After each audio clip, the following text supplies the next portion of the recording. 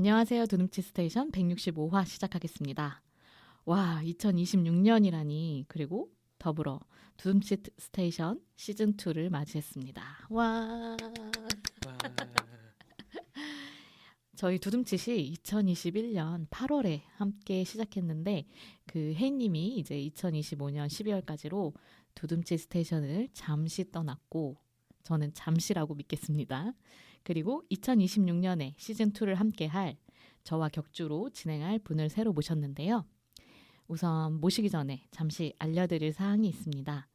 시즌2를 시작하면서 지속 가능한 팟캐스트 채널을 만들기 위해 1분 소개 광고를 받고자 합니다.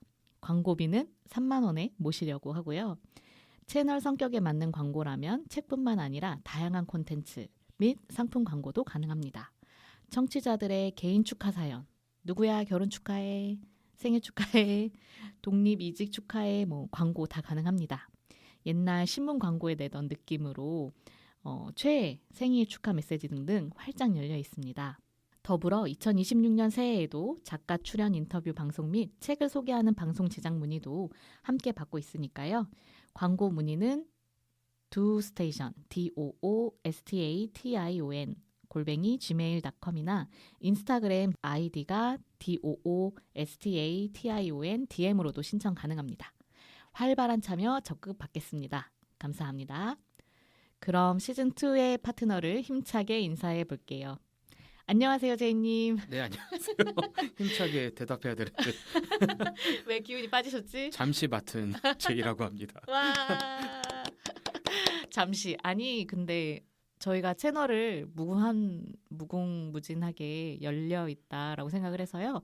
3개 채널, 4개 채널, 5개 채널 저 두둠치 방송국으로 거듭날 수 있도록 일단 제이님을 모셨습니다. 감사합니다. 네, 두둠치 스테이션에 이미 또 저희 독일 편으로도 같이 이야기를 했지만 정식으로 소개를 부탁드립니다. 네, 저희 목소리는 두둠칫에서도 2번 이상 나왔던 것 같고요. 네, 저는 지금 은행나무 출판사에서 출판 영업 마케팅을 하고 있는 제이라고 하고요. 저는 책을 지금도 그렇지만 덕질하다가 읽기를 좋아하고 너무 좋아해서 덕질하다가 이렇게 두둠치 스테이션까지 합류하게 된 것 같아서 저는 책 이야기하는 곳이라면 좀 서성이는 편이고요. 그래서 막 인스타 같은 것도 되게 잘 안 되더라도 막 해보고 그러다가 유튜브도 한때 조금 했다가 지금은 못하긴 하는데 그러다가 팟캐스트가 진짜 약간 책 소개하는 톤에 너무 맞는 것 같아서 숏폼이 대세인 시대에 아니다 롱폼이다. 그래서 롱앤슬로우 해서 팟캐스트도 되게 많이 듣고 그리고 유튜브도 그렇게 잠깐 했었다가 지금부터 트위터에서 책 이야기 막 하고 있고 그러니까 저는 책 얘기하는 곳엔 자꾸 서성이는 것 같아요. 그래서 저는 마케터라고도 요약할 수 있지만 책을 좋아해서 책 덕질한다가 좀 더 맞는 표현 같습니다. 그럼 책 덕후 제이님을 모시고 네, 제이님은 저를 어떻게 알게 되셨는지 처음에 제이님이 먼저 인스타 팔로잉을 해주셔서 제이님을 알게 됐던 것 같아요. 저는. 그리고 또 실제로 이야기를 나눠본 거는 그때 흐름출판 박 과장님이 출판 커뮤니티라는 재밌는 행사를 열어주셔서 거기 옆자리에서 이제 앉아가지고 이야기를 나눴었고 그리고 또 밀리의 서재 남의 책 진행을 또 하셨었는데 그 유튜브에 1년 전쯤에였던 것 같아요. 네, 또 진행자로 만났었고요. 그리고 나서 지금 또 팟캐스트 하고 계시는 탐독주의의 송강원 작가님의 책 수월한 농담을 하기 위해서 또 나갔었죠. 그 편 재밌습니다, 여러분. 꼭 재밌습니다. 들어봐 주시고요. 진짜로. 네. 이제는 제가 또 마케팅 영업 관련해서 제이님한테 많이 의존하고 업무 조언을 자꾸 카톡으로 1대1로 상담을 많이 하고 있습니다. 네, 저랑 어떻게 인연이 되셨죠? 네, 뭐 앞에 인연들은 가시적이고 저는 사실 이게 좀 웃긴데 지금도 그래요. 저도 제 인스타나 뭐 트위터도 마찬가지인데 팔로우 하시는 분들 중에 들어가 보면은 출판 마케터 지망생 이런 사람들이 있거든요. 제가 그랬어요. 그래서 그 당시 저는 기독교 출판사긴 했는데 지금도 그렇고 종교 쪽하고 소위 말하는 일반 출판계랑 완전히 단절돼 있거든요. 실제로. 그래서 그 당시 기독교 출판사에서 일은 시작했지만 사실 읽는 책들도 소위 말하는 뭐 인문교양, 에세이, 소설 쪽이 많아서 나도 저런 책들 가지고 저런 분들과 동료처럼 일해보고 싶다. 이야기를 한번 같이 해보고 싶다라는 그냥 동경의 마음이 있는데 그래서 인스타를 염탐하면서 한 분 한 분씩 이렇게 팔로우를 보석함에 진짜로. 담아가며. 네네네네. 하고 막 연락도 한 적도 있고 막 이렇게 되게 적극적이었어요. 지금도 살짝 그게 있는데 그때는 좀 더 멀리서 바라보면서 그러다가 당연히 네, 에디터리님을 만날 수밖에 없었고 그 책도 있었잖아요. 아, 네. 그 책 행사 관련된 피드 보면서도 되게 실제로 그 책도 너무 잘 읽어서 내 인생도 편집이 되나요? 네. 그러면서 팔로우해서 소식을 들어야겠다 하는데 나중에 알게 됐죠. 점점 알게 된 거는 정말 다방면으로 활동하고 계신다. 지금만이 아니라 그때도 이미 그냥 안 해본 걸 찾는 게 빠를 정도로 웬만한 걸 다 하고 계신다를 느꼈고 저렇게 열심히 해야 되나? 라는 생각을 했었죠. 네네. 네. 근데 지금은 제이님이 훨씬 다방면을 뻗고 계셔가지고 제가 또 제이님을 이렇게 열심히 지켜보고 네 그러고 있습니다. 다 살아남기 위해 한 것이라는 걸. 우리가 다 생존을 위해서 계속 업무를 추가하고 있는데 네. 새로운 진행자를 저랑 이제 격주로 하실 분을 찾아야 한다라고 생각했을 때 가장 먼저 떠오른 게 제이님이었어요. 근데 영광입니다. 그때가 이제 막 탐독주의를 시작하실 때였고 그래서 저는 그냥 탐독주의가 두둠치 스테이션에 들어와도 되는데 라는 생각을 하면서 제안을 드렸는데 탐독주의와 동시에 진행하시겠다라는 포부를 안고 지금 이제 스불제를 향해서 네 가고 있는데 흔쾌히 함께 해주셔서 감사합니다. 새로운 코너명 지으셨다고요? 지어주셨죠. 제가 장명 센스가 없어요. 그래서 탐독주의든 뭐 예전에 했던 은근한 책방이든 다 이름을 제가 지은 후보들은 다른 게 있거든요. 근데 창피해서 말을 못할 정도고 다들 너 왜 그러냐 하는데 저는 알고 있습니다. 저의 장명 센스는 그냥 없다. 그래서 그때도 제가 몇 개 들었더니 약간 표정이 아닌 것 같아 하시다가 제가 그랬죠. 그럼 지어주시면 전 그냥 따른다. 그래서 주신 게 제2의 오픈 책장이라는 코너명이고요. 그거를 딱 얘기하셨을 때 제가 좋습니다 했는데 안 믿고 다시 물어보시더라고요. 진짜 코너명 이거냐고. 그래서 저는 네, 대표님의 의견을 따라 그리고 좋은 것 같아서 실제로 네, 이걸로 하고 싶다 그래서 하게 됐고 탐독주의는 개인 파케여서 사실은 좀 더 여과 없이 좀 더 사적인 느낌도 나는 것 같고 하지만 나름 또 편집을 하지만 그래도 좀 날것이 느낌이 있다면 제가 들었던 두둠치 스테이션은 그래도 저한테는 약간 EBS 같아요. 저는 약간 유튜브 채널 같다. 그러니까 탐독주의는 책 얘기하는 수다 형식의 약간의 유튜브 채널이라면 두둠치 스테이션은 저한테는 EBS, 출판계의 EBS.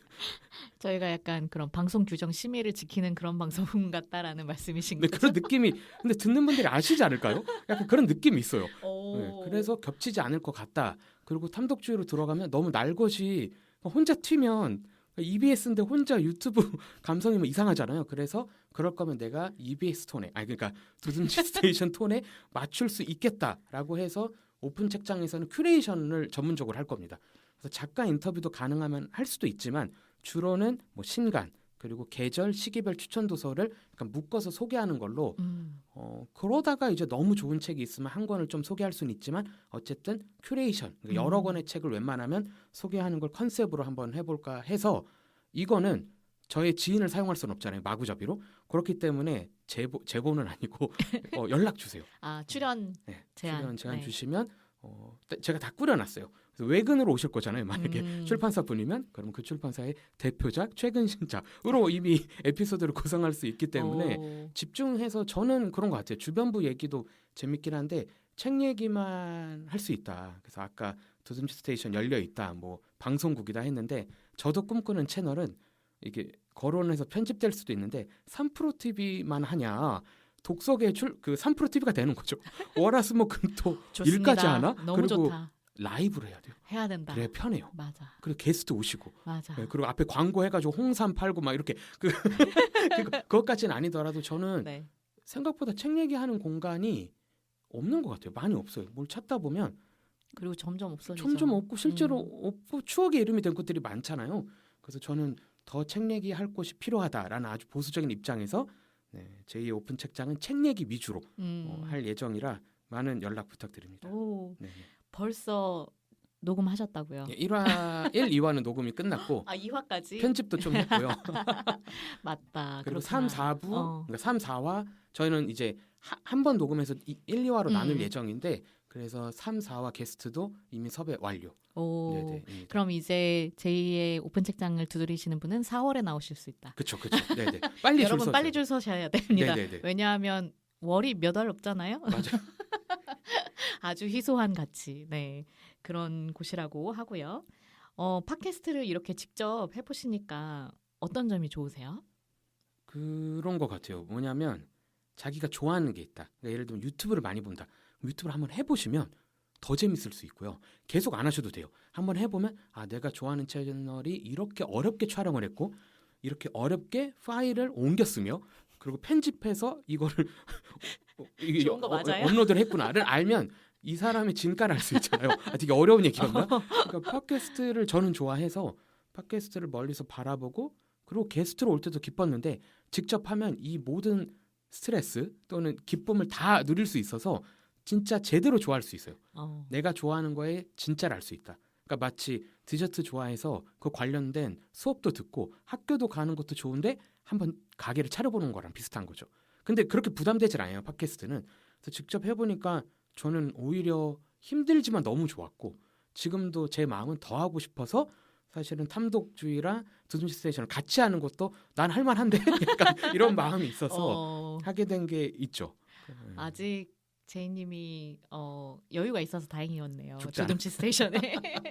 근데 저는 생각보다 저의 한계를 압니다. 그래서 한계를 정해놓고 이렇게 일정을 쥐어짜 보면 이렇게 한 줌이 나오지 않을까. 네. 그렇군요. 네네. 직접 하니까 좋아요. 어. 더 좋고 내 거니까. 네, 네, 맞아요. 내 거니까. 내 코너니까 내 내 맘대로. 시간이니까. 맞아요. 네네.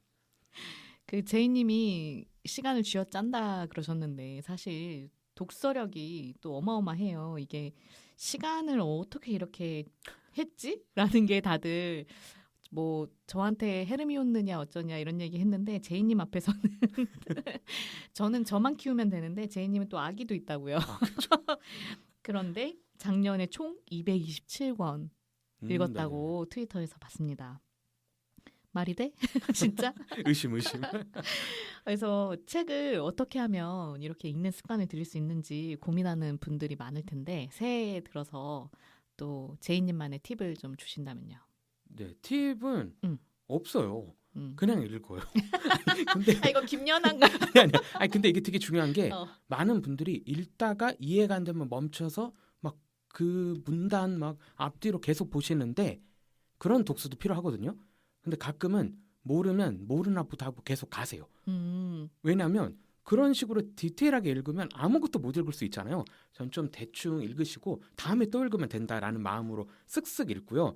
이 근거가 뭐냐면 사실 텍스트로 정리되기 전에 구술 문화가 먼저 있었잖아요.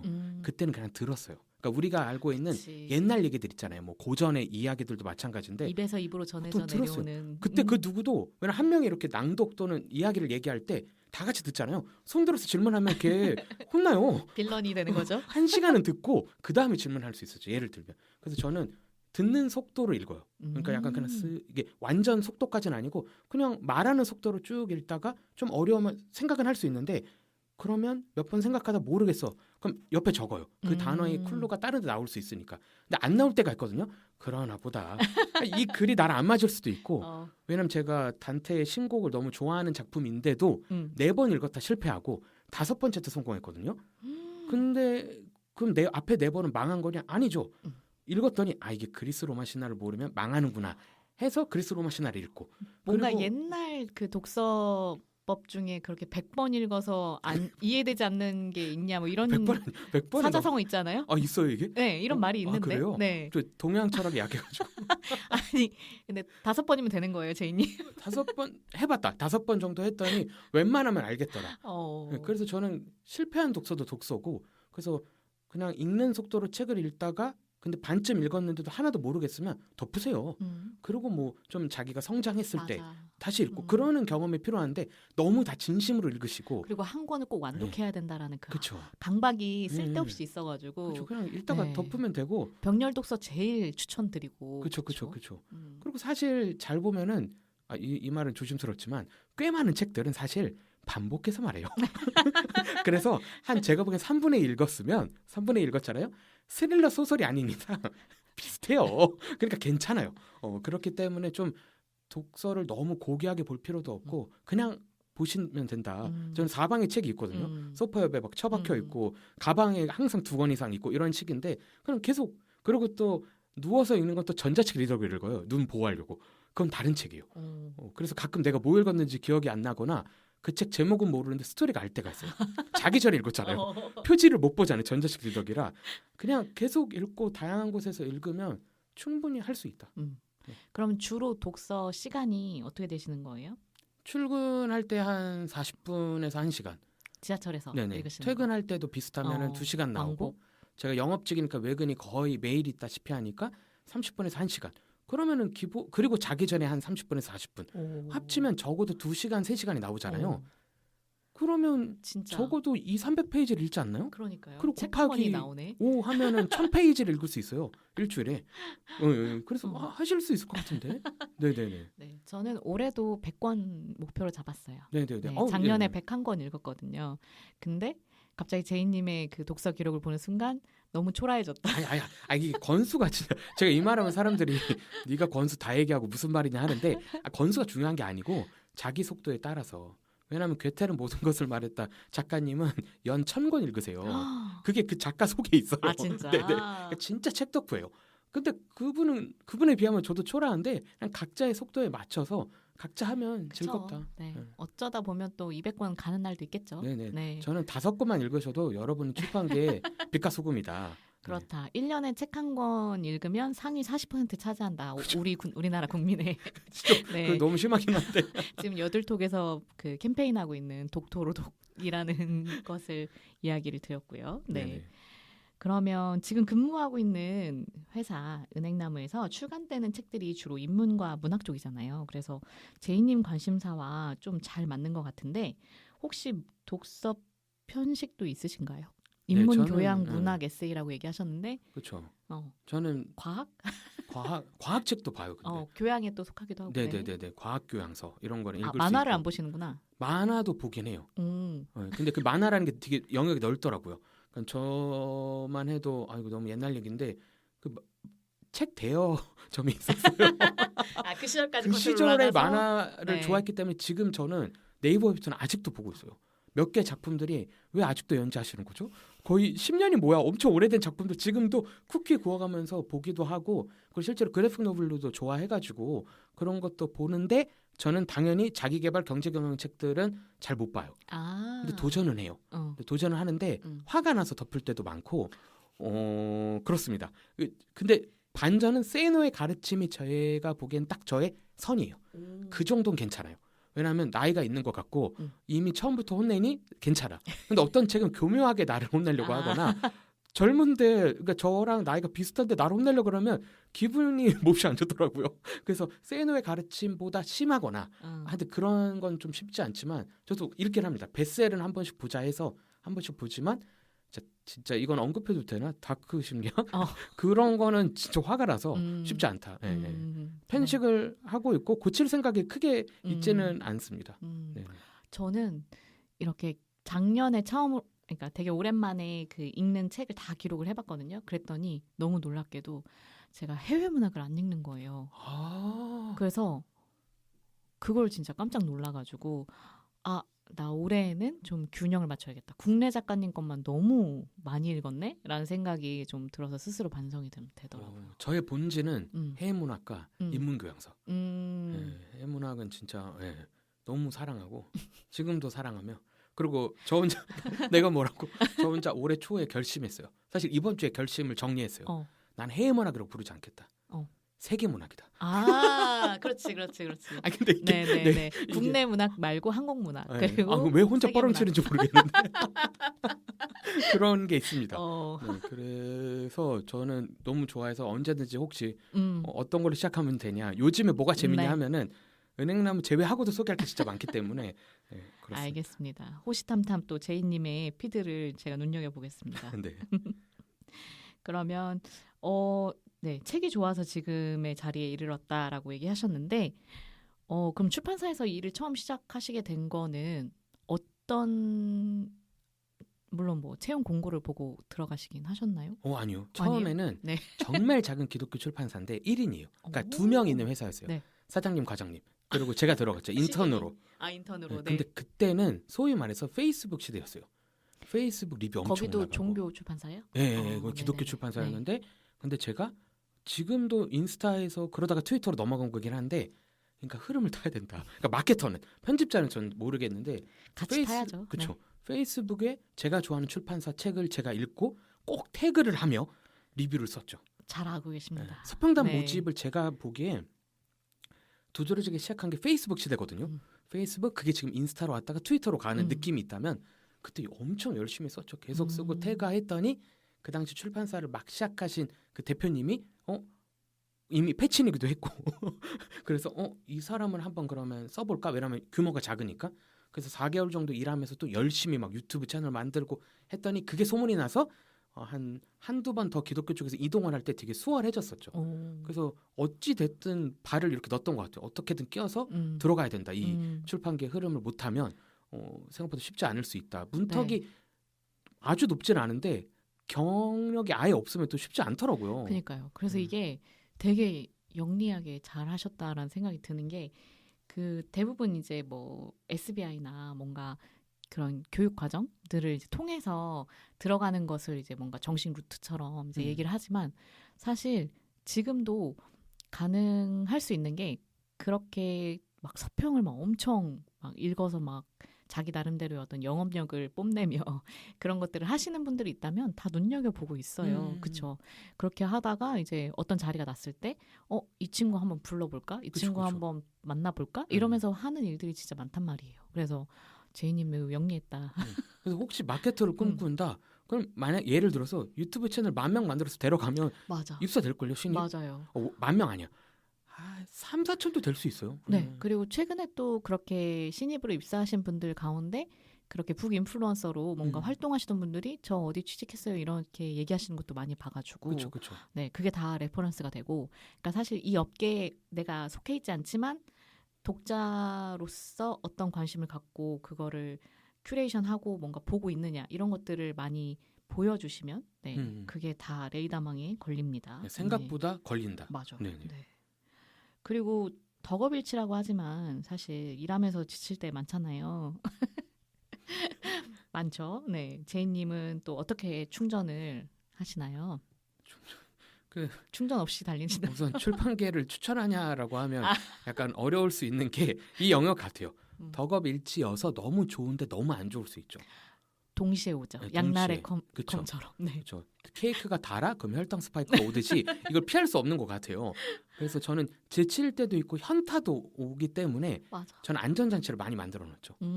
좋아할 만한 게 많아요. 그래서 예를 들면 저는 쇼폼과 유튜브로 책을 거의 보지 않아요.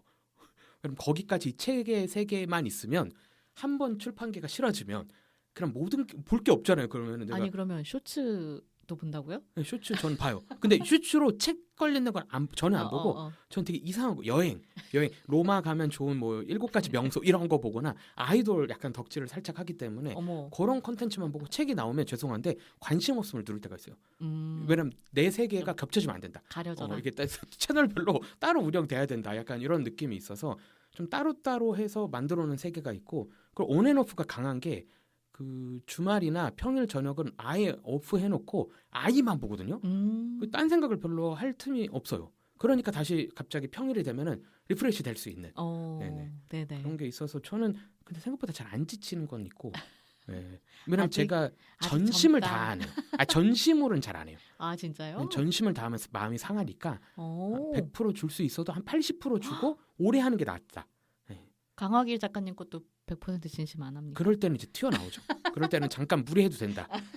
무리해서 죽지. 그러니까 이게 있잖아요. 매번 무리하면 죽는데 매번은 안 되죠. 한 번 할 수 있다. 맞아. 이렇게 딱 꽂혀보니까 응축해놨다가 터뜨린다. 그래야 점프를 할 수 있죠. 그래서 좀 체력을 저는 아껴 쓰면 좋겠고 그렇게 아끼면서 온앤오프 하면서 근데 좋아하는 영역을 많이 나눠놔야 그리고 사실은 여러 출판사 책을 일부러 읽어요. 한 출판사가 실망스러울 때 다른 데로 가면 되니까. 그리고 영역도 일부러 문학만 해도 되게 다양하고 국내 문학도 다양하고 그리고 당연히 인문, 교양, 사회 너무 책이 많잖아요. 그래서 한쪽 분야가 싫어도 다른 걸로 채울 수 있게 그리고 음악도 되게 다양하게 일부러 그래서 피할 구석을 만들어 놓은 거죠. 네. 마음을 이게 나쁘게 말하면 마음의 방이 많다. 그렇죠. 안전장치가 네. 많다. 이렇게 할 수 있고 최선보다는 차선을 계속 오래 하는 게 더 최선 아닌가 싶습니다. 네, 굉장한 꿀팁을 주신 것 같은데. 뭔가 요령 같긴 해요. 그 약간 뱀 같은 요령. 네.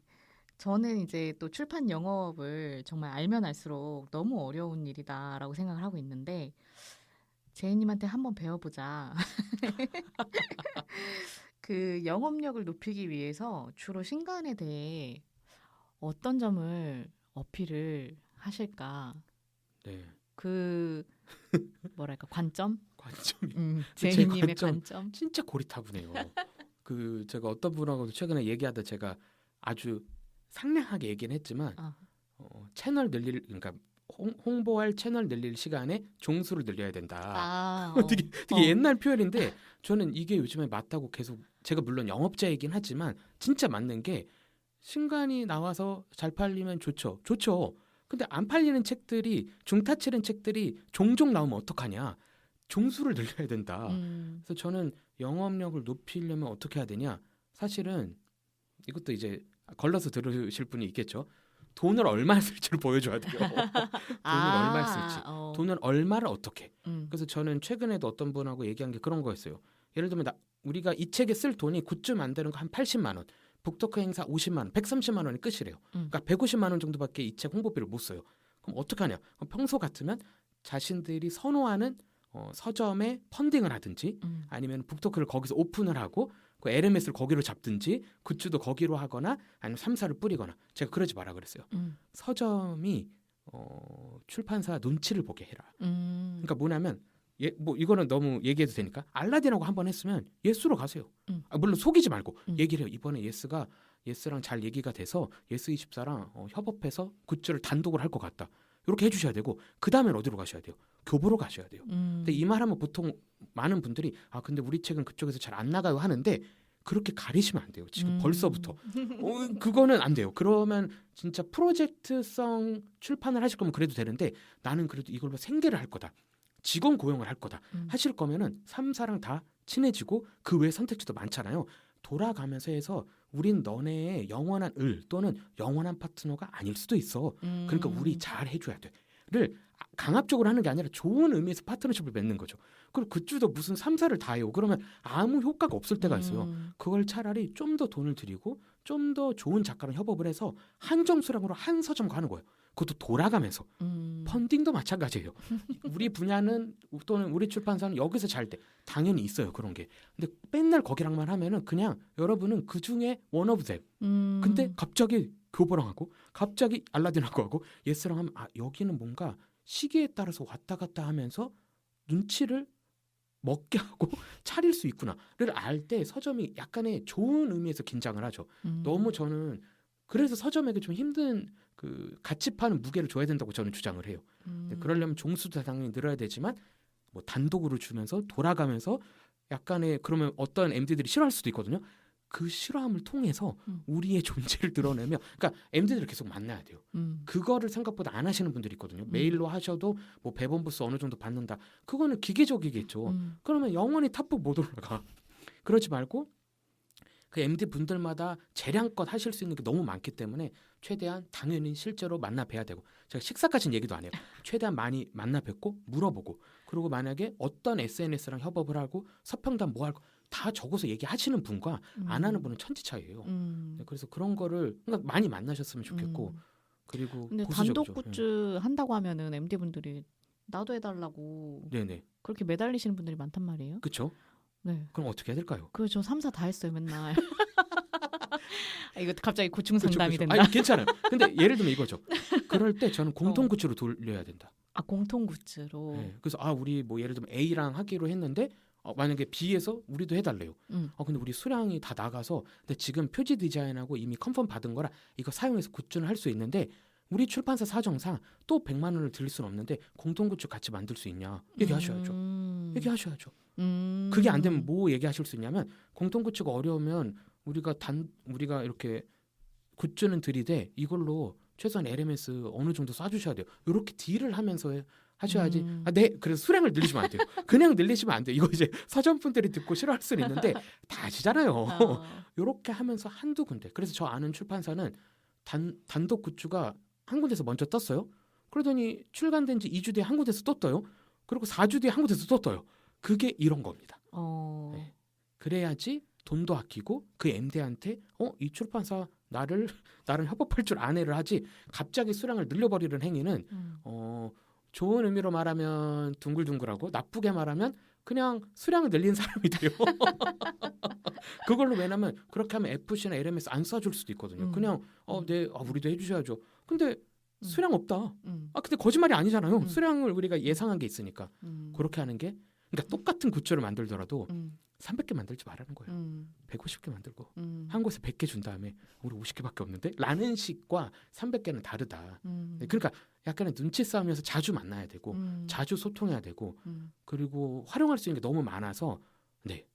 그러니까 일단은 그 제이님이 그때 만났을 때 뭐 얘기해 주셨는데 서점한테 너무 을의 마인드로 가지 마라.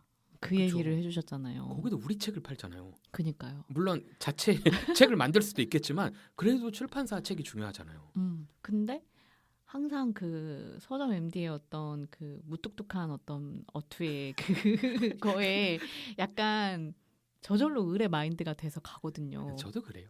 저도 많이 그러는데 그래도 할 말을 적어가지고 우리는 안 되는데 또는 저쪽에서 네. 먼저 제안 줄 건데 또는 저는 언제는 이거는 갑자기 부끄러워지는데 말문이 막힌 거예요. 어떤 질문을 하시고 약간의 얘기를 들었는데 실제로 답을 몰랐고 그래서 얼마 부리다가 미팅 끝나고 회사 돌아와서 내용 정리하는 메일로 다시 보냈어요. 복수가 아니라 답을 못할 수 있죠. 하지만 그 관계를 통해서 이 책을 파는 부담을 출판사만이 아니라 서점과 공유를 해서 같이 파는 거죠. 이때의 효과는 다르죠. 그렇죠. 네. 그런다고 해서 책이 팔리냐? 책 팔리는 건 아무도 모르죠. 책 팔 준비를 해야 되는데 네, 그런 거라고 생각을 해서 저는 최대한 MD분들 많이 만나시고 뭐 여러 제안 해보시고 그리고 가끔 인터넷 서점 기준으로 얘가 뭐 눌러보면 무슨 리뷰 이벤트를 하는데 금액이 달라요. 100만 원 상금 줄 때도 있고 50만 원 줄 때도 있어요. 그럼 물어보세요. 그럼 총액이 얼마야 되냐? 이거 기준이 없어요. 출판사가 정하면 된대요. 그럼 하면 되잖아요.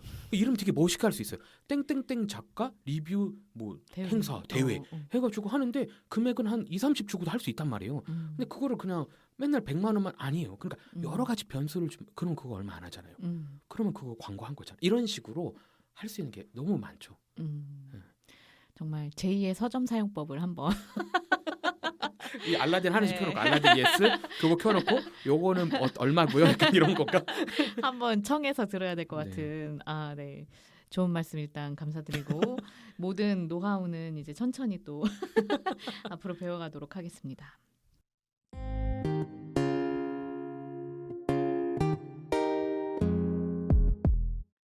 경력이 이제 몇 년 차시죠? 저가 기독교 것까지 합치면 무서운데 6년인가 7년 차예요. 아직 얼마 안 됐네요. 그쵸. 네. 대표님 앞에서 얼마 안 됐고 한 10년 됐나 이랬는데 아, 10년 안 됐군요. 저 완전히- 네, 애기예요. 네, 약간 털이 살짝 바뀌기 시작한 병아리. 네, 수탉? 털이 좀 이렇게 뭔지 바뀌긴- 아시죠? 네. 덩치가 좀 털갈이 길어진. 좀. 네. 그렇구나. 이제 그간에 이제 출판기가 또 어떻게 바뀌고 있는지 이게 한 해 한 해가 너무 이제 빠르게 바뀌다 보니까 그런 걸 이제 좀 보고 있을 것 같고 또 한편으로는 너무 안 바뀐다 이런 것도 보고 있었을 텐데 어떻게 제이님의 어떤 쓴소리 한번 듣고 갈까요? 쓴소리? 내가 뭐라고? 아니 병아리라고 앞에서 이게 삐약을 한번 해보자면 삐약. 생각보다 보수적이다. 많이 보수적이죠 늘. 근데 네. 밖에서 보면은 어. 막 트위터 이벤트도 해. 유튜브 채널도 생기네. 근데 막상 들어왔더니 유튜브를 지금 거의 다 안 하네. 트위터도 그렇게 많이 또 안 하네. 그러니까 생각보다 멀리서 봤을 때는 야 기발하다 했는데 내부는 진짜 회사이고 사무직에 가깝고 편집자들이 주로 있는 층에 가면은 걷는 게 소음이 될 정도여서 생각보다 그냥 글을 다뤄서 그 먹물이죠. 그러니까 쉽게 말해서 되게 보수적인 분위기가 있고 조금의 변화들이 있는 것 같아요. 예. 그래서 쓴소리 제가 할 게 있나요? 근데 생각보다 보수적이고 세대 교체가 생각보다 안 됐다.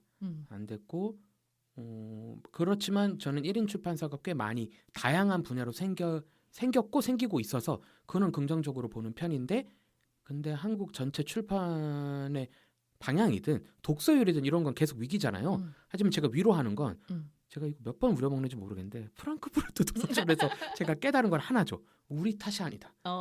이게 문체부 탓도 아닐 수도 있어요. 그러니까 이게 독서율이 독일 같은 경우는 너무 높고 지자체가 다양하게 독서 사업을 하잖아요. 그런 데랑 우리나라랑 비교하면 우리 잘못이 아닌 거예요. 그런 게 없는 거잖아요. 그래서 이 척박한 환경에 하는 게 기적이다.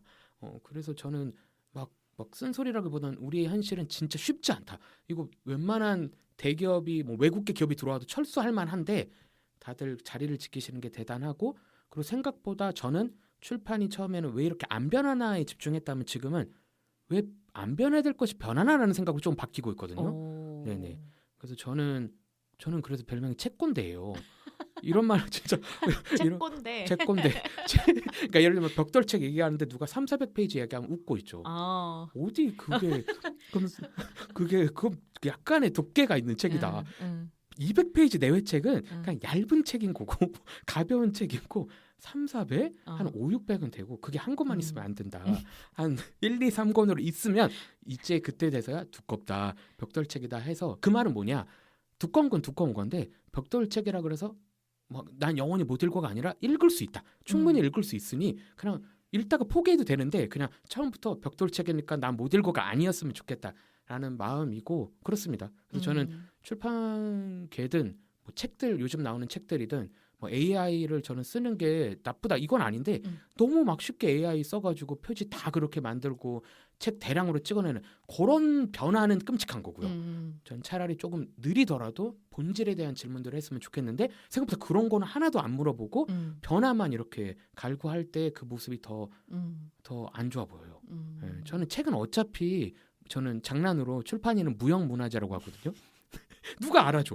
그러니까 비슷한 일과 노동 환경과 노동 시간을 계산했을 때 타업계랑 연봉 차이가 그냥 몇 배예요. 맞아. 한 자릿수를 넘을 수도 있어요. 좀 이제 연차가 차면은. 근데 있는 이유가 다른데 못 가서도 맞겠지만 책을 사랑해서잖아요. 그래서 저는 이 본질을 생각하고 조금 사람들이 좀 슬로우하고 조금 트렌드하지 않는 방식의 책 문화도 고민했으면 좋겠다 쪽이어서 네 저는 요즘에 약간 생각이 보수적으로 됐나 사람이 근데 그런 생각이 있어요. 그래서 저는 팟캐를 좋아해요. 느려요. 이걸 누가 보냐 할 때 느리게 책에 대한 얘기를 해주고 존중을 표하고 그리고 저는 그게 마음 아프더라고요. 이건 마케터니까 얘기할 수 있는데 한때 출판사 유튜브 붐이 불었을 때 자꾸 직원이 동원돼요. 저는 묻고 싶어요. 누가 실제로 출연료 받았을까? 거의 못 받았을 거예요. 그냥 나가야 돼. 특별히 마케터라면 회사 입사한 지 얼마 안 되는데 야 너 출연 전 이게 물론 뭐 어쩔 수 없다고는 하지만 슬퍼요.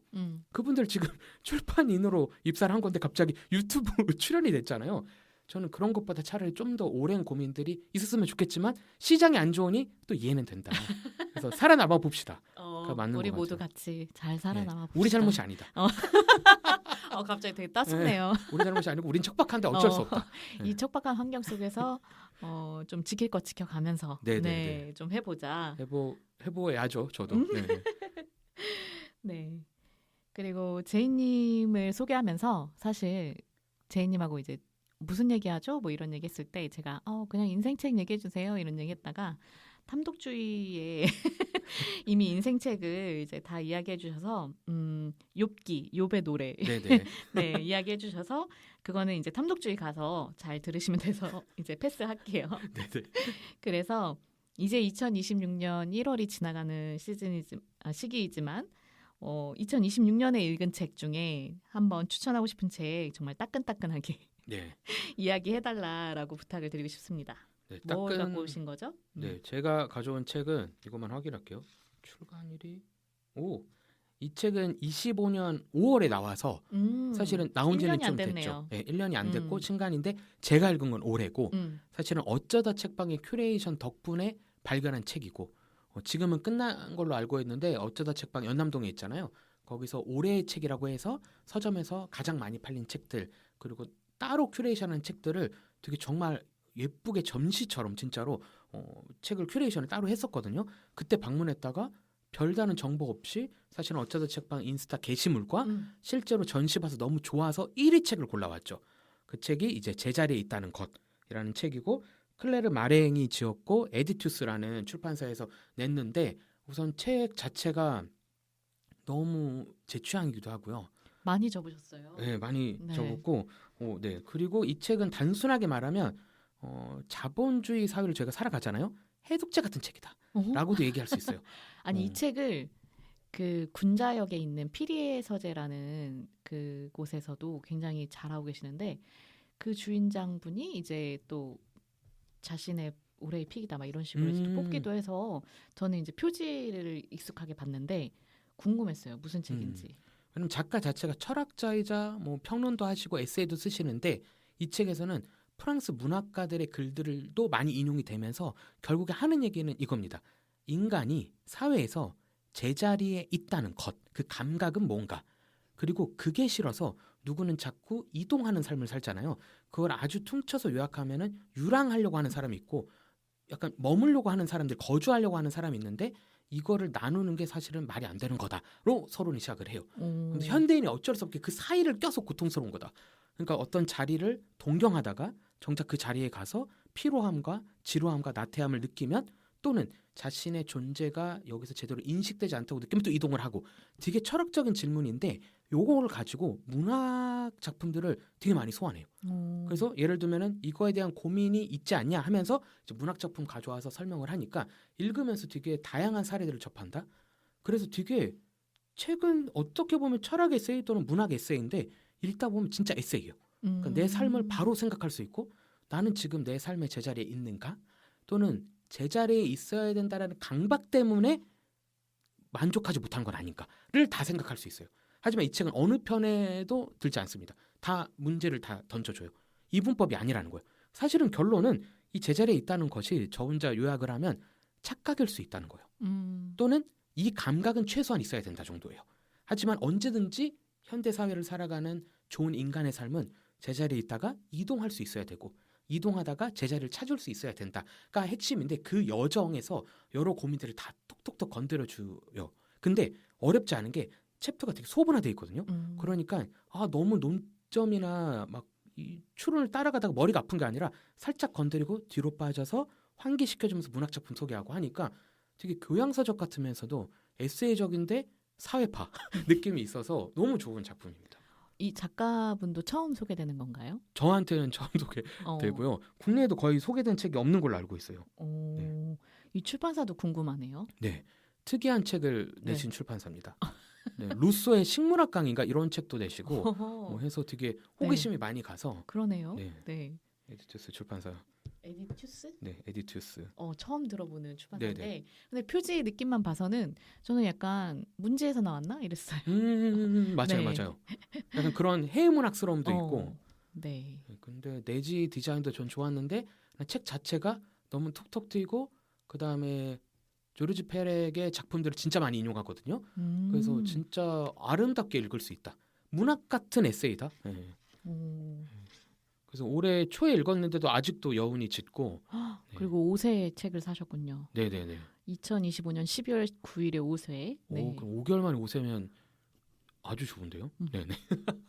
그래서 이 책은 두께도 그렇게 두껍지 않습니다. 그래서 전 이런 책들이 좋아요. 그러니까 물론 두꺼운 책들도 좋은데 내가 지금까지 읽었거나 경험한 삶을 약간 정리도 해주면서 방향도 약간 재설정해주는 책들이 진짜 똑똑한 책들이라고 생각을 하는데 이 책은 참 똑똑한 책이다. 이 책을 읽으면 똑똑해진다까지는 몰라도 이 책 자체는 너무 똑똑해요. 근데 이 안에 나오는 그 문학 작품들이 거의 모르는 거 아니에요? 네. 근데 괜찮아요. 왜냐하면 괜찮아요? 스토리 설명을 다 해줘요. 오. 그러니까 이게 제가 보기엔 이분이 프랑스 문학을 사랑해요. 음. 그러니까 인용은 그 누군가 당연히 한국 독자들이 모를 수밖에 없는 작품을 소환을 해요. 하지만 스토리를 복잡하게 말고 간단하게 소개하면서 이게 내가 말하는 주제랑 어떻게 이어지는지를 바로 얘기하면서 소개를 하니 더 쉽고 작품을 읽고 싶어서 막 검색을 했지만 출간하는 작품이 꽤 있어서 마음이 아프지만 페렉의 작품은 꽤 많이 출간이 돼서 이렇게 위안이 되기도 한 작품입니다. 얼핏 봐서 진짜 그 문학 작품들이 많이 보여서 이게 프랑스 문학을 또 소개하는 하나의 지도 같은 책이 될 수도 있겠다 싶으면서도 어렵겠다 싶은데 또 어렵진 않다. 네네네. 어려우면 일단 마셔도 되잖아요.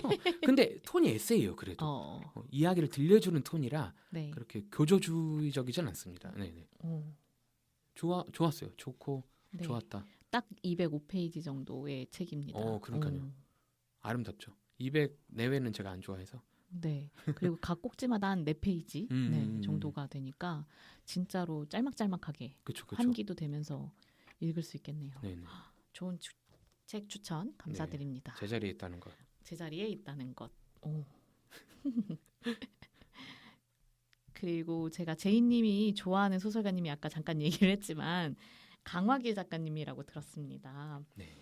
저는 이제 강화길 작가님 작품 뭐 읽어봤지 하고 검색해 보니까 그 한겨레 문학상 수상작인 다른 사람 그리고 소설집 괜찮은 사람 이렇게 2권 읽고 그 뒤로 그 뭐 화이트 호스도 있었고 뭐 네네. 한데 그 딱 손에 잡혀서 읽지는 못했던 것 같아요. 그래서 이번 기회에 한번 강화길 작가님 영업 좀 저한테 해주시죠. 강하일 작가님은 너무 상징적이죠. 저한테는. 왜냐하면 제가 소위 말하는 해외문학 독자가 베이스잖아요.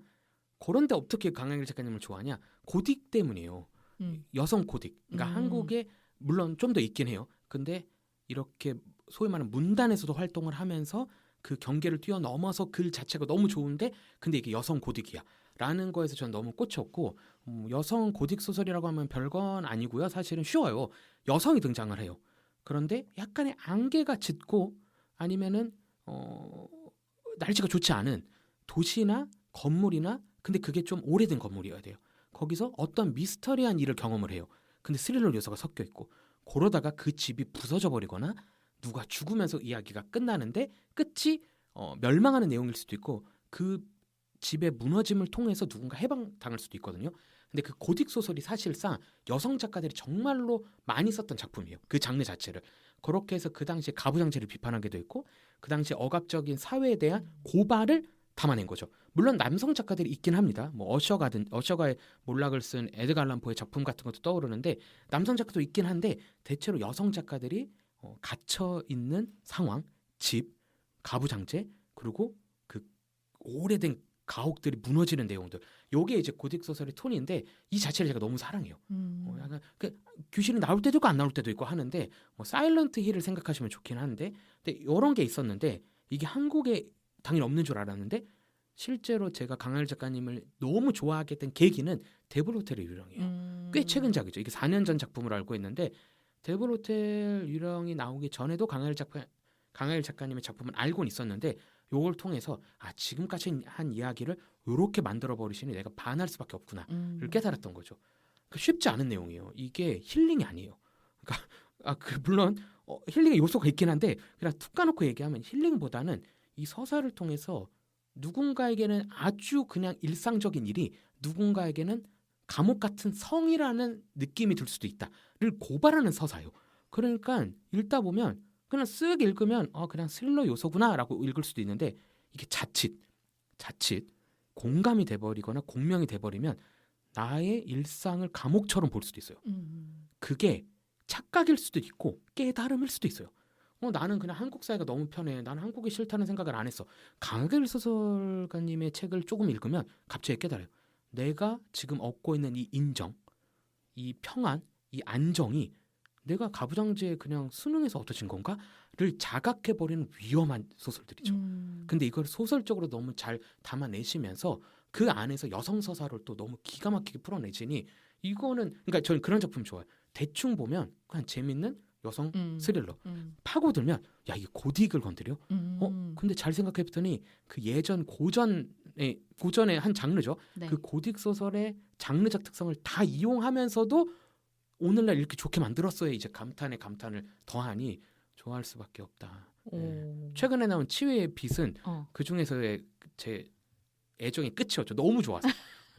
치유의 빛. 네. 치유의 빛도 그것인가요? 고딕인가요? 네, 고딕입니다. 그래요? 근데 읽으면 아닌 것 같아요. 여성 몸에 대한 얘기 같고 사춘기 시절의 여성의 경험, 억압된 기억 이런 느낌이 당연히 있습니다.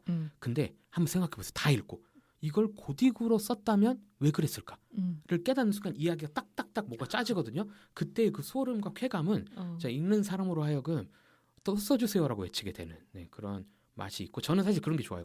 한 작가님이 물론 다양한 글을 쓰시는 거 너무 좋죠. 근데 자신의 본진이 있었으면 좋겠어요. 내가 그쵸. 진짜 잘 쓰는 영어는 이거다. 가 강하율 작가님 너무 잘 그려내줘서 저는 계속 정말 오래오래 건강 관리하시고 마음 잘 정리해서 체력 관리하셔서 이런 작품들을 계속 써내줘 가시는 게 그 장르 그 이야기를 기다리는 사람들에게 너무 큰 위로다가 듭니다. 오, 지금 장바구니 담았습니다. 일단 데블 호텔의 유령부터 네네. 읽고 치유의 빛은 그 표지와 제목으로만 봤을 때는 전혀 그런 내용을 상상할 수 없는 거예요. 근데 읽으면 실제로 상상할 수 없어요. 근데 클루가 있죠. 제사라고 하는 그 글의 앞에 인용되는 문장이 인용되거나 강조된 문장이 있거든요. 근데 그걸 보시는 순간 그걸 건너뛰시는 분들이 많거든요. 건너뛰면 그냥 여성 서사, 여성 심리에 대한 내용인가로 가다가 왜 내용이 이렇게 갑자기 변하지 할 수 있는데 제사를 읽으세요. 제사가 힌트예요. 그 제이님이 출간 전에 그 원고를 받고 제사만 읽고 외쳤다는 됐다. 그것이었군요. 욥기를 인용하는 욥기라도 제 인생 욥기랑 마테오 복음서를 인용을 하는데 성경 또는 성서를 인용하는 건 정말 용감한 일이에요. 그렇죠. 근데 상상을 해보세요. 우리나라의 소설 독자는 2030 여성이 많은데 성경을 인용을 했다. 그러니까 수많은 초이스들이 많을 거 아니에요. 차라리 불경이 있겠죠. 그러니까 불교 경전이 차라리 가까울 수 있어요. 근데 성경을 인용하는데 그게 정확한 인용이었다는 거. 그래서 이걸 보시면서 알 때, 저는 막 그런 거죠. 재밌게 대충 봐도 재밌는데 자세히 보니 재밌고 계속 팔 게 있어서 영원히 그 얘기에 머물 수 있는 세계를 만든 작가님들을 사랑해요. 책 덕후 맞으시네요. 네. 이렇게 눈빛이 약간 반짝여서 그래서 제 트위터 그 활동명이 급발진 아티스트인데 진짜 이름은 동료가 지어준 건데 강하기를 한전 급발진한다고 그래서 제가 아티스트 붙인 거예요. 강하기는 약간 가로 안에 넣고 그런 강하길 예찬론자 우리 제이님이셨고요.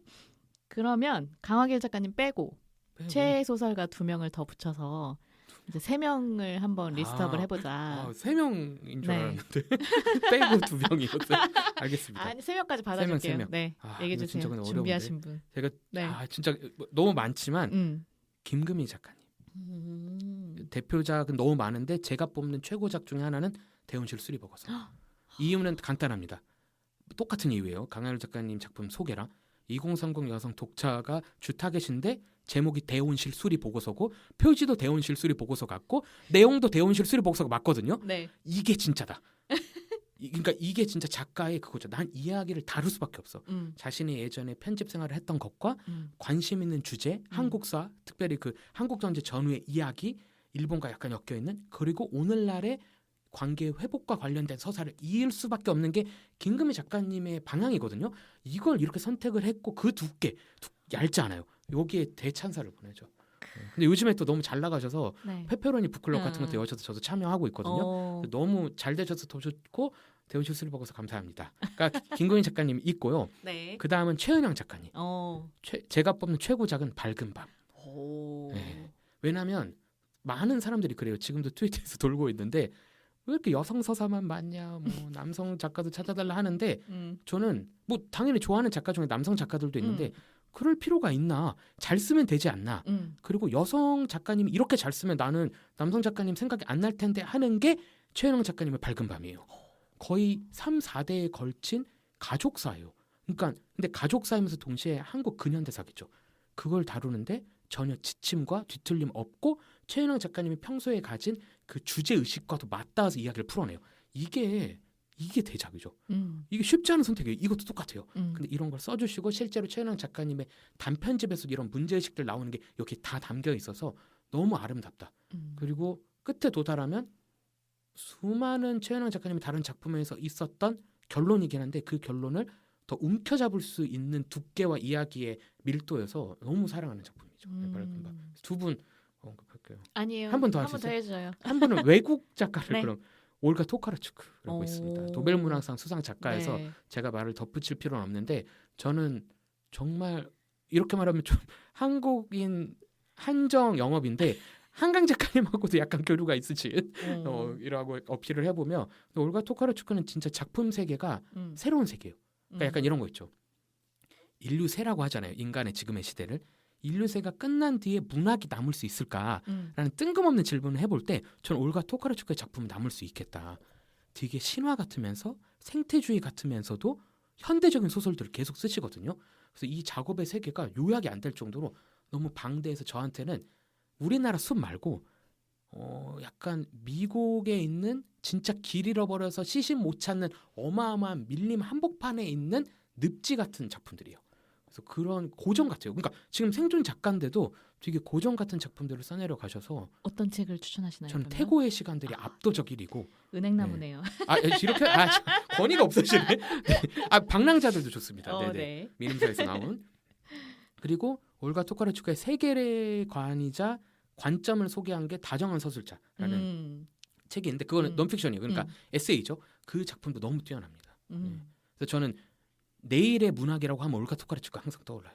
네, 그렇게 세 명만. 오, 아주 묵직한 책들 그리고 많이 이제 꼽아주신 그런 네네네. 대온실 수리 보고서나 그다음 밝은 밤이나 네 그런 것들도 있었지만 어쨌든 제이님의 또 시선으로 네 추천을 강력하게 해주셔서 제가 들으면서 계속 장바구니 담기를 약간 작가님들한테 네. 더 써달라, 더 두껍게 써달라 하는 느낌은 있지만 맞아요. 맞습니다. 근데 네. 그게 근데 저도 참 그 한국 문학 좋아해서 소설을 나오는 대로 막 열심히 읽는다고는 하는데 또 이렇게 얘기를 이렇게 들었다 보면은 못 읽은 책들이 너무 많은 거예요. 그래서 많죠. 계속 네. 반성이 돼요. 아니, 이 게으른 독자요. 아니 그걸 왜 작가님들이 그 쓰는 만큼의 시간을 못 따라가는가. 어떻게 쫓아가요? 못 쫓아가요. 종수가 너무 많아요. 근데 진짜 꼭 읽어보고 싶다라고 생각이 또 들었습니다. 네, 너무 좋아서 혹시 읽으시고 별로다 하시면 연락 주세요. 제가 설득할게요. 그러니까 설명과 설득을 해서 그러니까 강압이 아니라 최대한 도와드릴게요. 네. 그리고 이제 거의 마무리할 즈음인데 제이님이 또 외근을 또 많이 다니시면서 맛있는 커피, 카페 이런 것도 좋아하시는 걸로 알고 있습니다. 네, 그래서 제이가 픽한 카페 3곳 이 주변으로도 괜찮고 네네. 아니면 뭐 을지로 광화문도 괜찮고 네 한번 추천 좀 부탁드릴게요. 저의 네. 사심이에요 이거. 사심. 맛있는 커피 먹으려고. 근데 약간 이거 좀 실망스러울 수 있는데 최근에 깨닫는 게 있습니다. 네. 스벅이 최고다. 진짜? 왜냐면 작업을 해야 되거나 외근하다가 잠깐 쉬더라도 메일을 검사해서 뭐 보낼 일이 있는데 너무 작고 예쁜 데를 가면 제가 눈치가 맞아. 보여요. 그리고 그 작업하기에는 네. 노트북을 꽂기에는 그렇죠. 네 스벅만한 곳은 없죠. 네, 그래서 스타벅스가 부동에 너무 좋아서 1위가 되는 느낌은 있지만 그래도 뽑아보자면 저는 이거는 이제 회사 근처로 좀 뽑긴 했는데 엔트러사이트 합정점이 있습니다. 서교점이 망원에 있어서 그걸 많이 아시는데 저는 서교점보다 합정점을 좋아하는 이유는 사람이 별로 없어요. 그리고 2층에 올라가면 진짜 고요하거든요. 거기서 미팅하기도 좋고 거기가 책 사진 무대륙 찍기도 옆에 있는 네, 맞아요. 그곳이죠? 무대륙 옆에. 그래서 무대륙도 좋아하시는 분들 많지만 저는 그 합정점 2층을 좋아한다. 네, 그래서 거기서 혼자 여기는 업무 중에 거의 안 가는데 미팅이 있거나 아니면은 저희는 4.5일째라 이제 금요일 오후에 잠깐 책 읽을 시간 돼서 가면은 진짜 고요해서 좋고 그래서 그리고 이쪽 엔트러사이트의 블렌드가 다 외국 작가들 이름이거든요. 맞아. 나스메 소세키, 네. 윌리엄 블레이크 이런 식이라 되게 나름 문학뽕에 약간 취할 수도 있는 곳이라 서교점 당연히 아시겠지만 합정점도 합정점이 본점이죠. 네네네 추천할 수 있는 것 같고요. 그리고 사실은 시청에 괜찮은 데가 있어요. 근데 여기를 너무 핫해서 안 가실 수 있는데 팁이 있어서 네. 커피 앤 시가렛이라는 카페가 있거든요. 네. 전망이 진짜 좋아요. 그러니까요. 근데 안 가셔야 될 시간대가 있습니다. 점심시간 때 가면 안 돼요. 여기는 알라딘 미팅 끝나고 쉼 돌릴 때 가셔요. 3시쯤 가면 너무 좋아요. 2시 반에서 3시쯤 가면은 자리들이 꽤 있거든요. 그때 가셔야지 제발 12시? 그러니까 그거는 그냥 괴로우려고 가시는 거예요. 그때 가면 당연히 여기 사람만 많고 너무 시끄러워해요. 근데 3시? 아니면은 한 3시 반에 가면 진짜 고요하고 직장인들 좋아서 바쁜 시간에 네. 가면 좋다. 네. 그러니까 외근 나가서 잠깐 숨을 돌리든 아니면 메일을 보내든 거의 괜찮다. 괜찮아요. 위치상 괜찮습니다. 저 2월 말에 갈 텐데 아마 일단은 2월 말에 한번 찜을 네. 해놓고. 네. 그리고 이거는 약간 숨겨진 장소인데 시립미술관이 있지 않습니까? 서울 네. 시립미술관이 이거 약간 너무 알라딘 근처긴 한데 거기 1층에 카페가 있어요. 근데 그게 중요한 게 아닙니다. 테이크아웃 잔으로 받으세요. 그러면 미술관은 들어가지 말고요. 계단을 통하면 올라갈 수 있거든요. 도서관이 있습니다. 도서관을 들어가라는 게 아니에요. 그 앞에 의자가 제가 그 시리즈인가 협업을 해가지고 꽤 괜찮은 소파들이 있어요. 혼자서 작업도 할 수 있고 좀 쉴 수 있고 거기서 미팅 전이든 미팅 직후에 잠깐 쉬시는 거 추천. 미술관 안 들어가도 돼요. 그러니까 그 통로만 커피도 안 비싸요. 아, 도서관이 있는 네. 줄도 몰랐어요. 도서관 사용해도 돼요. 물론 음료는 못 들어가겠는데 네네네네. 도서관도 쾌적하고 사람이 진짜 거의 없어요. 오. 그리고 거기 3층 지금은 없어졌습니다. 더 레퍼런스 원래 서점이 있긴 했는데 그 공간은 제가 알기로는 없어졌지만 그렇게 해도 미술관 안 가도 간 느낌. 미술관은 간 건데 네. 그렇게 잠깐 쉴 수 있어요. 시립미술관 2층으로. 네네네. 2층에 도서관도 있고. 네네네. 그래서 그 빈틈에 와. 작업도 할 수 있고 네. 아무도 뭐라 안 해요. 네. 화장실 진짜 층마다 있고 쾌적하거든요. 되게 좋아요. 네. 되게 아, 너무 꿀팁이다. 현실판인데 아니요. 너무 좋아요. 너 이건 로망이 하나도 없는 우리의 루트 안에 있어서 좋다. 네, 루트 네. 안에 하실 수 어. 있다. 여러분도.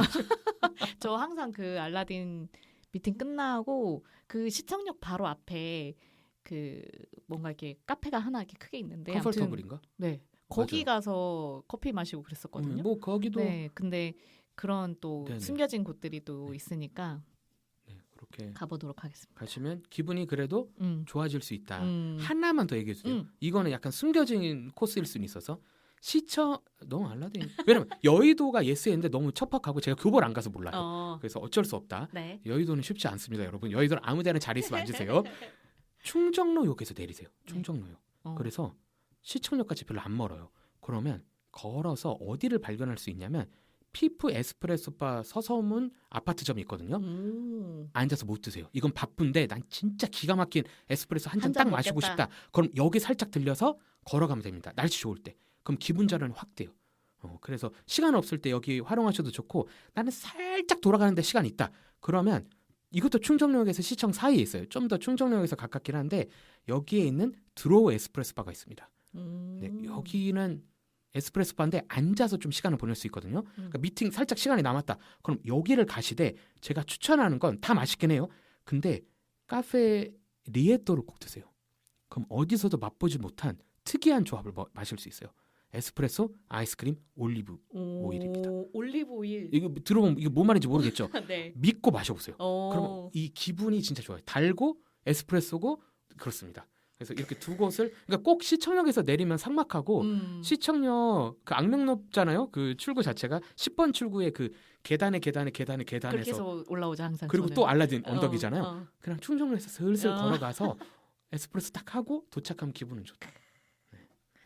한번 그 맛있는 카페인의 힘을 빌어서 네네. 또 영업을 열심히 하고 오겠습니다. 네. 감사합니다 추천. 이제 만나는 거 아니야 그런데. 만나 이제. 그리고 제이님이 제이답게 파워 제이인 걸로 알고 있습니다. 새해 목표도 세우셨을 것 같아요. 2026년 새해 목표 살짝 공개해 주신다면요? 네, 저는 파워 제이인 만큼 저의 한계를 잘 알아서 큰 걸 세우지 않고 카페인 줄이기가 목표입니다. 아, 네네네. 하루에 몇 잔 드셨죠? 원래? 저 작년 기준으로는 거의 3-4잔 먹었다가 태어나서 처음으로 불면의 문제를 얻은 거예요. 약간 잠이 잘 안 들어. 그런데 여러 요인을 다 검사를 해봤는데 카페인을 줄여봤더니 확 효과가 나서 지금은 하루에 한 잔 이하. 그래서 안 마실 때도 꽤 많아요. 와. 좀 0점 몇일걸요. 왜냐면 지금 이렇게 커피 얘기 잔뜩 해놓고 그러면 그러니까 커피 줄인다. 미팅 갈 땐 힘드니까 어. 미팅을 매일 가지는 않잖아요. 그쵸. 그러니까 그때 이제 한 아이스크림과 이렇게 하는 거고 한 잔이잖아요. 더블샷 아니에요. 그리고 웬만하면은 잘 안 마시려고 하고 디카페인을 요즘에 그래서 스벅이 좋아진 거예요. 올해 들어서 더. 네. 그 이유가 생각보다 카페인 영향을 여러 번 받게 되고 맞아요. 저도 네. 체질이 조금씩 변하지 않은 시간이 지나면 그래서 이거 생각보다 커서 카페인을 줄이시는 게 몸에도 좋은 거 다 알잖아요. 근데 제가 실제로 경험을 해서 요즘엔 카페인 줄이기 한 잔 이하인데 지금까지 통계는 0.8 나올 것 같아요. 안 마신 주말에는 아예 안 마시고 거의 이래서 네네네. 네, 그렇습니다. 그러면 갑자기 카페인을 안 먹으면 또 약간 두통이 유발될 수도 있는데 그런 네. 건 없나요? 착시를 줘야 돼요. 착시가 착시가 아니라 디카페인으로 망상 디카페인 어. 2분의 1 그러니까 이렇게 해보고 어. 그리고 홍차류가 카페인이 있어요. 맞아요. 근데 그러면 커피를 마시 왜 그러냐? 음. 그래도 조금씩 홍차 마시다가 조금씩 바꾸는 거예요. 비슷한 차만 캐모마일로 가. 그러다가 이렇게 바꾸면 몸이 좀 그러니까 이게 여러분 뇌를 속이는 거예요. 플라시보 효과라고 뇌만 속이면 돼요. 네, 그렇게 실험을 해보시면 돼요. 와. 이렇게 체계적으로 너무 체계적인. 아니 그냥 야, 그렇다. 커피 안 마셔 이게 아니라 아, 뇌를 속이면서 단계 저를 실험하는 거죠. 저를 데리고 한번 진짠 그런가?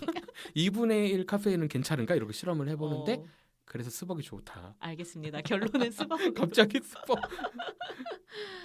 아, 네. 여기까지 이야기를 잘 나눠봤고요. 오늘 제이님을 저희 두둠치 스테이션에 이제 진행자로서 소개하는 방송의 목표는 다 이룬 것 같고 네네. 이제 제이님의 두둠치 스테이션 시작하는 각오 한마디. 이게 되게 옛날 방송 같이. 각오 되게 되게 각오 뭐뭐입니다 할 것 같은데 그런 톤은 잘 모르겠는데 저는 한 가지를 약속은 아니고 말씀을 드렸던 것 같아요. 저는 꾸준히 한다. 그러니까 펑크 날 일은 진짜 아프거나 진짜 갑자기 큰 일이 진짜 누가 들어도 이해할 만한 일 아닌 이상 저는 오래 계속할 수 있다. 그리고 쉽게 쉬면 또 그렇게 할 수 있다. 뭐 갑자기 코너만 바꿀 수 있다. 이런 사람이어서 저는 요즘에 그런 걸 찾게 되는 것 같아요. 기발하다. 너무 재밌다. 이런 분은 재능러죠. 그런 분들 있어요. 그런 분들 박수 받고요. 저는 그 재능러보다는 그냥 오래 그런 일을 그러니까 10년 지나도 그 일하고 있었어? 라는 사람이고 싶어요. 저는 그 중에 하나가 책 얘기예요. 네. 그러니까 월급 똑같이 받는데 한 가지 일만 할 수 있어 하면은 영업도 재밌긴 한데 그냥 주 5일 팟캐스트 녹음하고 편집은 외주로 주고 뭐 어떤 방식으로든 이런 얘기들이 모이는 게 좋아서 꾸준히 올해는 할 수 있습니다. 로가 제 각오입니다. 너무 든든합니다. 그리고 제가 네. 외향적이지만 내향인과 잘 지내는 편이니 혹시 연락하실 때 보통 출판사 분들이 내향인들이 꽤 많은 편이거든요. 걱정 말고 제가 맞춤으로 해드릴 수 있거든요. 그래서 편하게 연락 주시면 좋겠다. 이건 각오가 아니라 부탁. 네. 그러면 지금까지 이야기한 결과로 제이님의 MBTI는 ESFJ? EN. NFJ예요? 네네. 저 제가 망상 진짜. 그래요? 망상편으로 하나 할 수 있어요. 아니 뭔가 자신을 그렇게 뇌를 속이면서 단계 가는 어떤 좀 그런 현실적인 느낌이었는데 이 아니었군요. 망상이었어요. 망상. 그러니까 망상에 가까운 현실이죠. 뇌를 다스리는 망상. 될 것이다. 플라시바도 망상이에요. 플라시바 효과도. 네. 갑자기 이상해져서 저는 비과학적인 얘기인 거 아시죠? 네네. 그렇죠. 네, 믿지 마세요. 제 말 듣고 또 진짜 그런가 보다 하시면 안 됩니다. 네. 카페인을 이렇게도 줄일 수 있다. 그건 맞아요. 근데 카페인 얘기는 맞았는데. 네, 그렇게 해서 오늘 이제 두둠지 스테이션 시즌 2 첫 방송은 제이님과 함께 즐겁게 이야기를 나눴습니다. 다음 주 바로 이제 제이님의 오픈 책장이 시작될 거고요. 변함없이 또 두둠지 스테이션과 함께 새해에도 많은 관심과 애청 부탁드리겠습니다. 그러면 저는 두둠지 스테이션은 다음 주에 만나겠습니다. 감사합니다. 감사합니다.